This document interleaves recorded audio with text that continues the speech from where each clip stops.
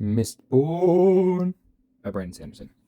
So it starts with Vin, and she's this thief. And she's no ordinary thief. She works with a crew. And the crew is partly made up of her brother, who tells her that everyone will leave her. And then he leaves her to prove it.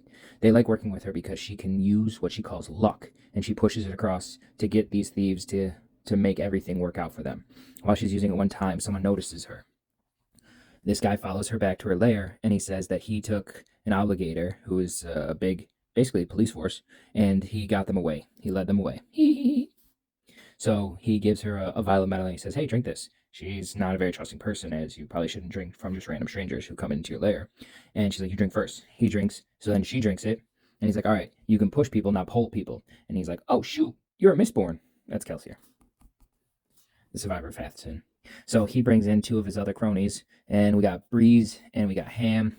And if you're not a Mistborn, which is described later, you are a misting. You can do one of the metal pulls or pushes. So Kelsier, which we'll describe later, Kelsier goes and tells his crew, we're going to take over the Final Empire, which is the town in which they live in. And everyone's like, well, that's a crazy idea. How are you going to do it? It's ruled by the Lord Ruler. And he says, that's easy. We're going to use the 11th metal. So he has to go get Atium, which we don't really know what it is yet. And he goes to Keep Venture, just one of the fancy noblemen who lives there in Luthadel, which is in the Final Empire. He uses a coin that he pushes off of and flies up into the balcony. While he's there, he uses one of his elementic powers. And he can have blue lines that pull out of his chest to every single source of metal. He finds the safe, which has Atium in it, but as he's leaving, Haze Killers show up. Haze Killers are specifically designed to kill Mistborns. So he's fighting them, he throws a coin into one of the guy's heads, another coin gets pushed into the shield. They use wooden shields so that they can't be pushed or pulled by Mistborns, which use steel to push and pull. So he makes it back to the crew, and he says, okay, we got to do something that no one's ever done.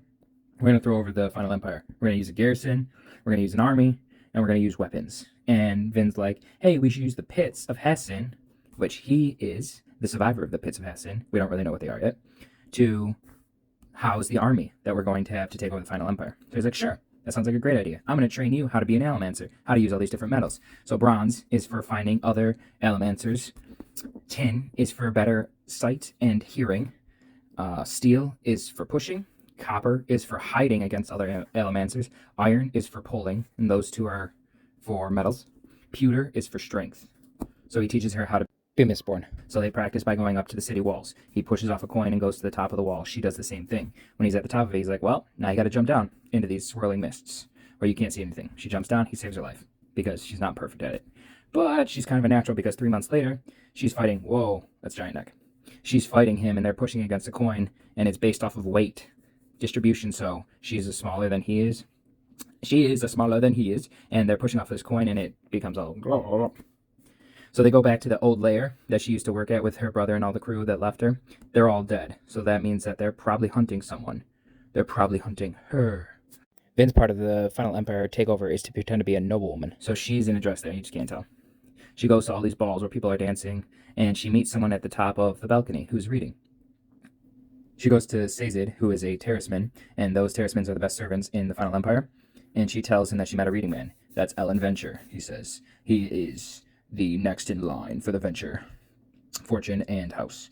Kelsier hears that, so he goes to Keep Venture. He's followed by Vin, and then uses a little trick on Vin to hide his allomancy. He throws a pouch of coins. She sees it with her little blue line.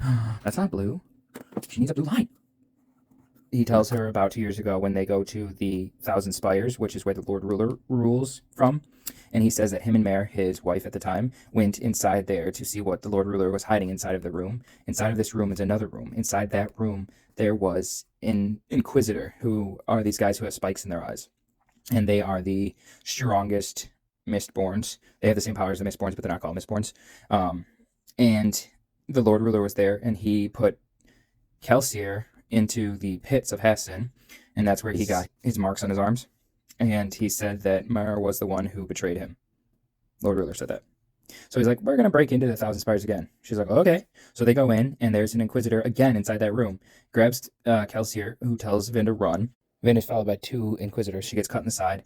She is chased and dying in the rain, and she is caught by Sazed. Sazed brings her home. A month later, she heals up, and she goes back to being a noblewoman. When she goes back, Ellen Venture sits with her and reads with her, and he's like, hey, are Ska real people? And she's like, no, no, no, they're just beneath us, pretending to be a noblewoman. And she asks if he's ever slept with any Ska, because what the noble people have to do is once they sleep with Ska, they have to kill them.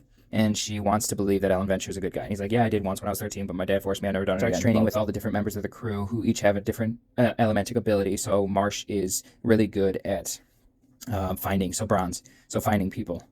So she's taught to use the different pulses, and each metal burned has a different ebb and flow, a different pulse length. Kelsier goes to the caves where the army of Ska is hiding. During a speech to the army, Kelsier riots one of the members' emotions. Rioting someone's emotions is literally changing one single emotion inside of that person. You can either soothe that emotion or you can inflame it. He riots one of the biggest guy's emotions, that guy. So during his speech, the big guy says, why should we follow you? Kelsier says, since I'm a general, I won't fight you, but if anyone believes what I believe, then will you fight him, and I'll show you why. So the guy fights for him. And it's not a very fair battle, but Kelsier is pushing and pulling this guy's steel. And so he says, see, I'm here for you. I will always be here for you. Vin goes and trains with Ham, but as Ham's going to his normal boxing match, the garrison, in which he's an undercover member of, tells them that they are leaving to go fight the insurrection. The garrison's leaving. Ham, will you join us? He's like, sure. This means that the army and the caves have been compromised.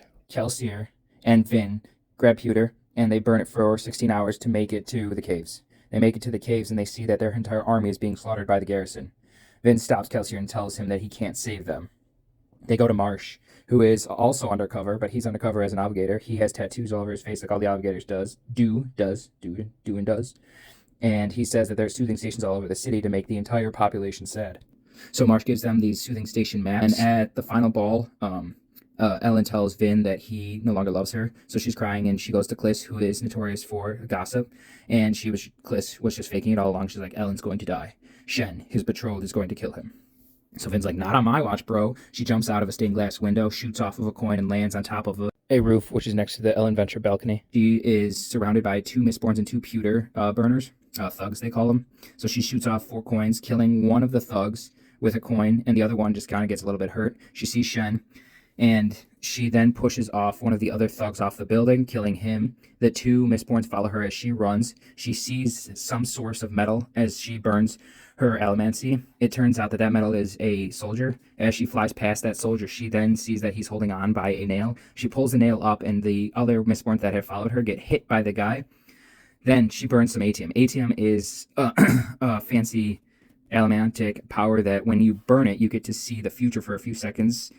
And if one person burns it, they will have ultimate power. But if 2 people burn it, 2 Mistborns burn it, they will see the future of that person's future. So it'll be almost infinite amount of future possibilities.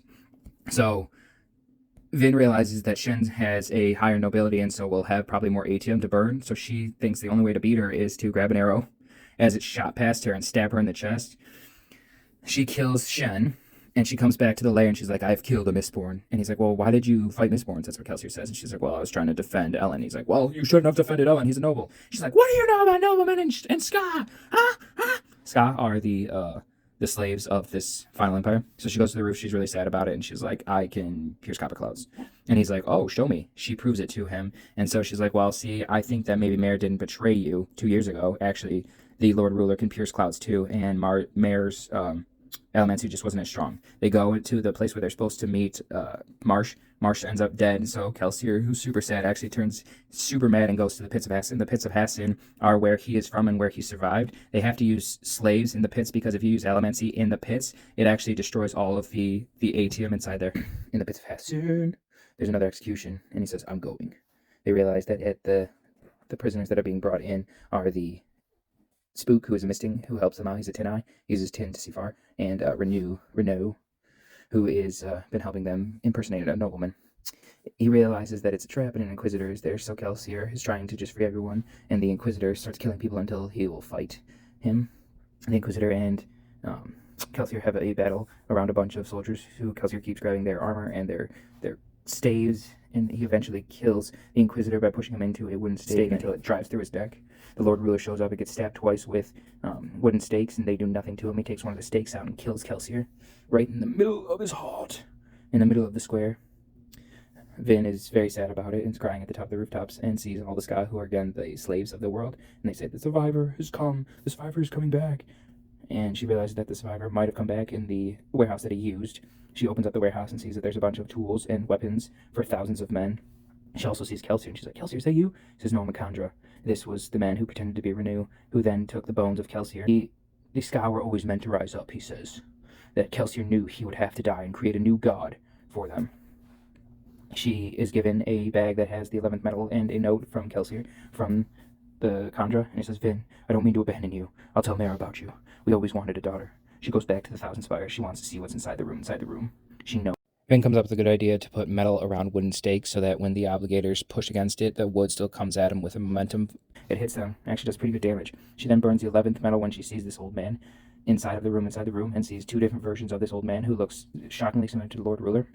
She she gets kidnapped and is placed in prison. Sage shows up naked, and he is super muscular, and Sage uses pieces of metal that are similar to elementic powers. Pewter for strength, steel for pushing, so on and so forth. But in order to get this ferrochemical power, you must take it out of your own body. For example, if you want strength, you must be weak for a time. If you want great eyesight, you must have poor eyesight for a time. Sage used some of this power in order to get Vin out, and then finds the 11th metal and a bunch of her metals again.